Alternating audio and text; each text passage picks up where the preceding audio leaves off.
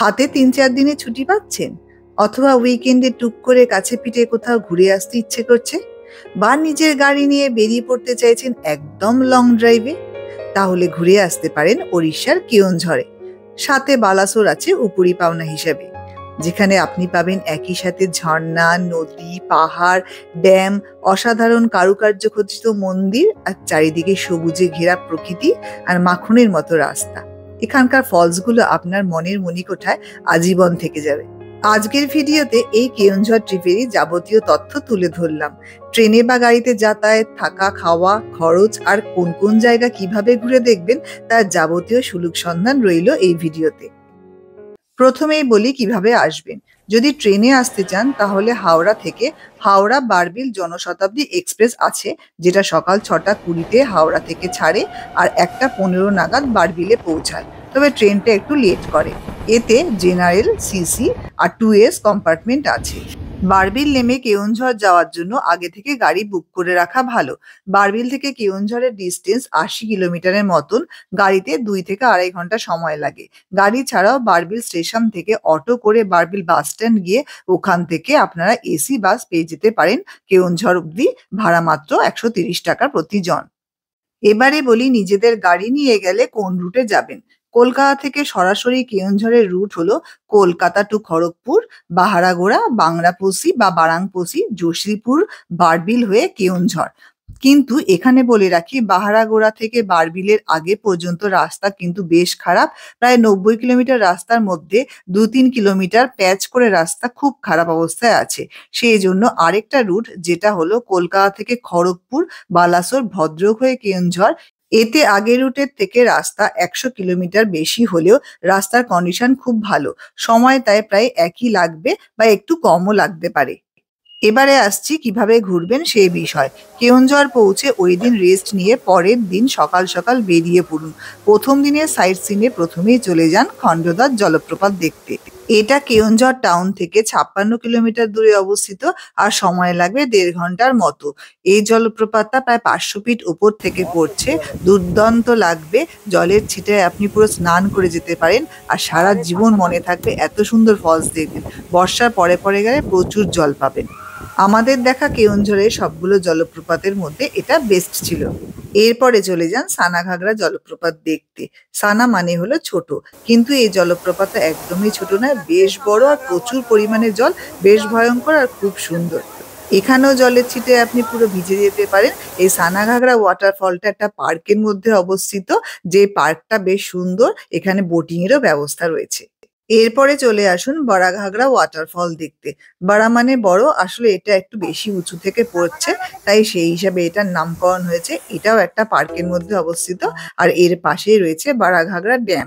এই ড্যামটা কিন্তু খুবই সুন্দর, বিশাল বড়।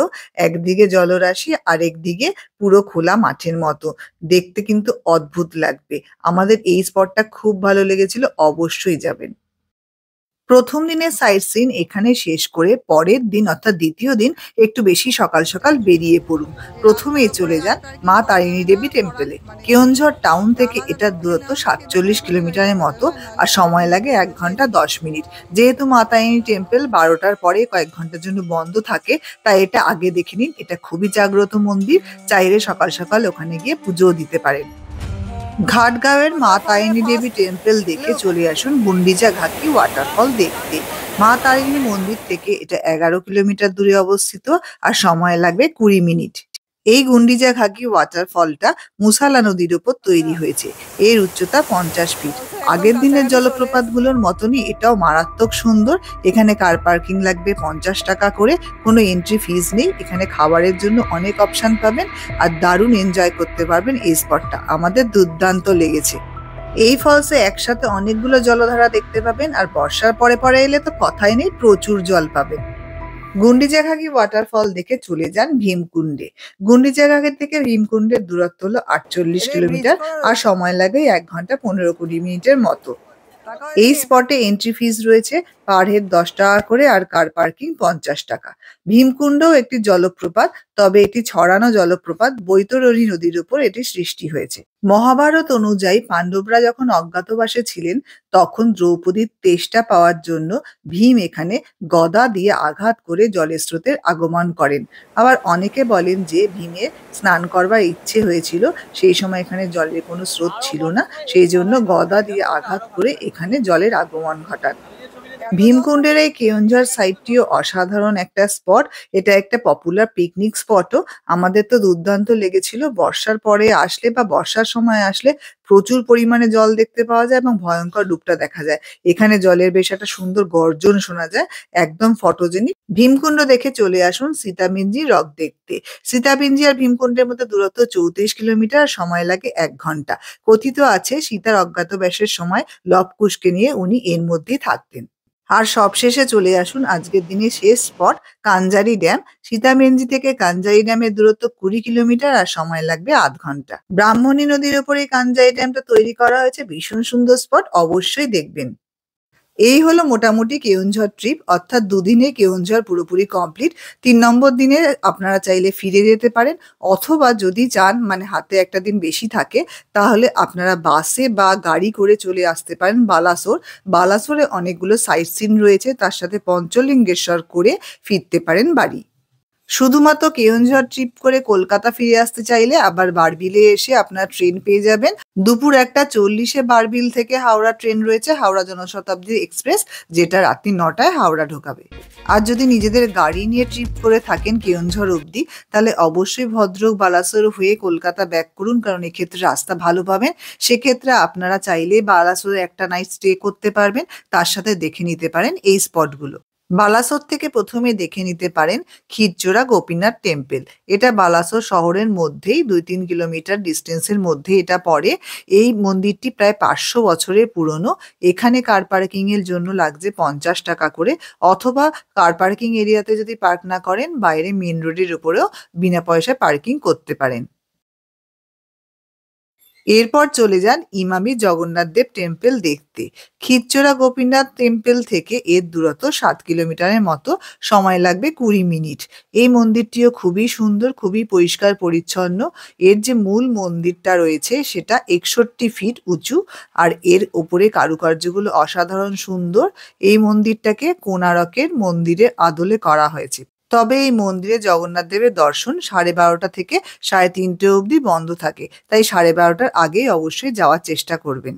এই মন্দিরে অনেক দূর দূরান্ত থেকে ভক্তরা আসে, তাদের রেস্টের জন্য একটা রেস্টিং এরিয়াও বা হলঘর করা রয়েছে।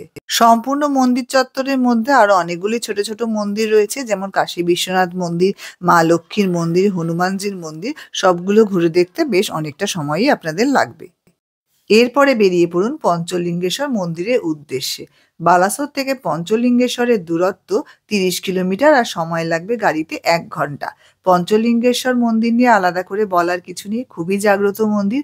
বহু পুণ্যার্থী আর ভক্তদের ভিড়ে এটা গমগম করে, এবং সেখানে ঘুরতে গেলে আপনাদের হাতে কিন্তু অনেকটা সময়ই লাগবে, কারণ এটা বেশ পাহাড়ের ওপরে অবস্থিত, অনেক সিঁড়ি দিয়ে ওপরে উঠতে হয়।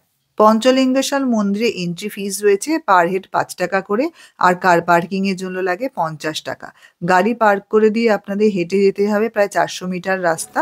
তার মধ্যে বেশ অনেকটা রাস্তা চড়াই রয়েছে, এবং সেখানে দু সাইডে প্রচুর দোকান রয়েছে, খাওয়া দাওয়ার প্রচুর অপশন রয়েছে, পুরো একদম মার্কেট এরিয়ার মতো। তার মধ্যে দিয়ে হেঁটে এসে বেশ কিছুটা সিঁড়ি পেরিয়ে তবে আপনারা ওপরে উঠে পঞ্চলিঙ্গেশ্বর মন্দিরের দর্শন পাবেন।